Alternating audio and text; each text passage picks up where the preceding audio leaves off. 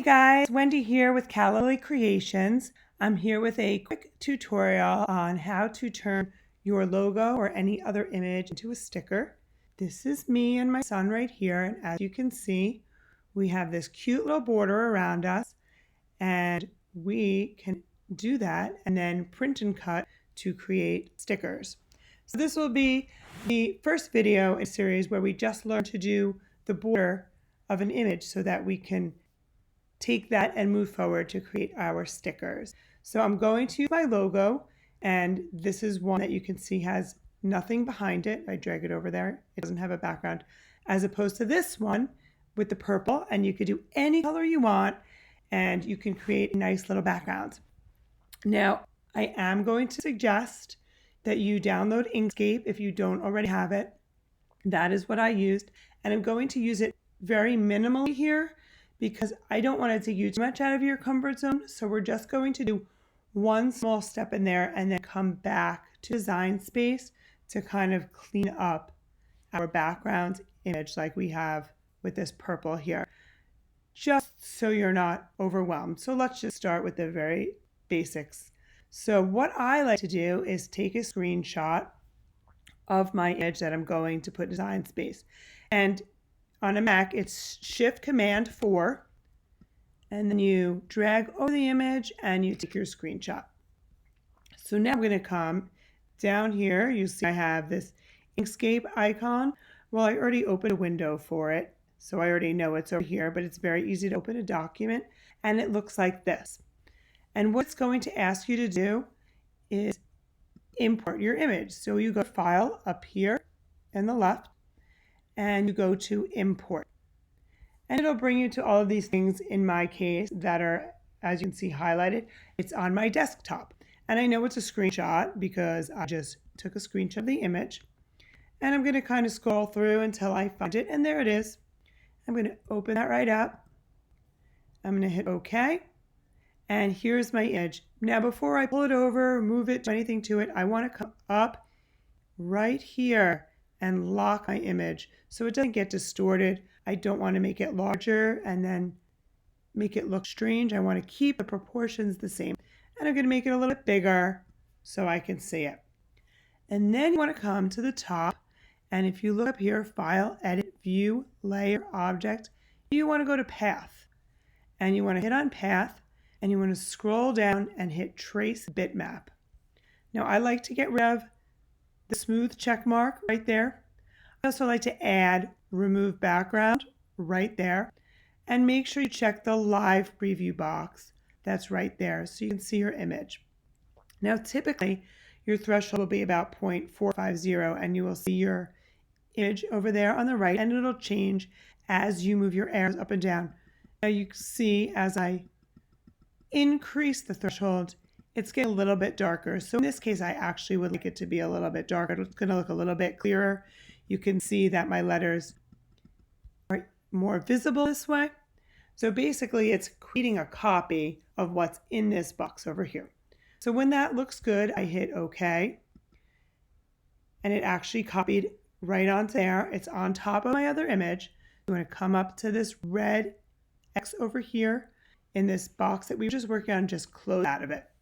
Then we can take this image that we just created and we can drag that out. So that's what we recreated. We no longer need the original, so we can delete that.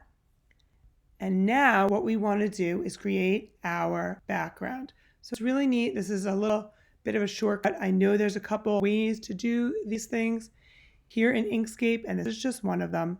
I'm going to select my image, and then I'm going to go to Path again. And there's something called Dynamic Offset right down here towards the bottom. You want to click on that, and you'll see on your image is a little tiny diamond. You want to drag your arrow to that, and you're going to kind of pull out. Ready? So I'm holding my space bar and I'm going to pull out, and you can see it kind of gets darker and fills in, and it's creating a shadow in the shape of my Calendly sticker. Now you can see there's a couple holes and it's not perfect, and there's ways to fix that in Inkscape, but I feel that's a little bit complicated. For me, it's easier to just save it onto my desktop. So go up to File, You want to save that. And I'm going to just call it Calla Lily background. And I'm going to hit save. And now that image right here will be on my desktop, and I no longer need this, so I will close out of Inkscape. And now, like any other image you have on your desktop, you want to upload that onto your desktop, onto your design space.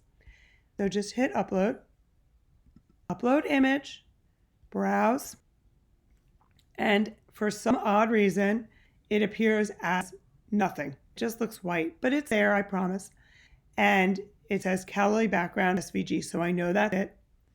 I will click on that. I will choose that. And then, of course, I'm going to, it's already named because it already includes the name of the SVG, and you can tag that if you want, but I already have it.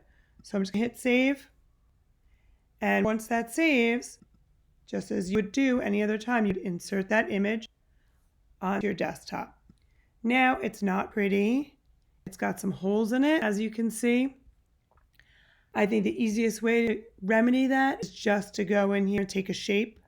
For example, take a circle and just kind of layer that over your problem areas here. And then select everything. And you just kind of weld that together. And you can do that over here in little spaces as well. And now, of course, if we put this over or under our image, we're not going to see it because they're both the same color. I like to change the color. Let's make it blue just for fun. And we want to arrange because we want to set it to the back. We want this behind our sticker. And there it is. And remember, you can clean that up a little bit more than I did. But you can select the entire thing and you can hit flatten. And a lot of times that gets rid of some of the holes, but you can still see there a couple there. But I usually play with it a little bit more, which is what I did over here to get rid of all of those little imperfections. And it really does not take very long.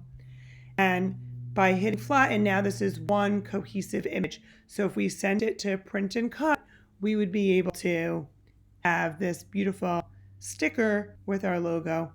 Now you can see I made it a little bit too small. The nice thing about this is you can unflatten it. It's not permanently flattened. I can come back here. I can make this bigger. And I can make that fit nicely and go back in and flatten. So it's nice that it can be done and undone. So here we have our image with our background and it's ready to go to print and cut, which I will go over in another tutorial at another time. Hope you enjoyed this. Thanks so much for watching.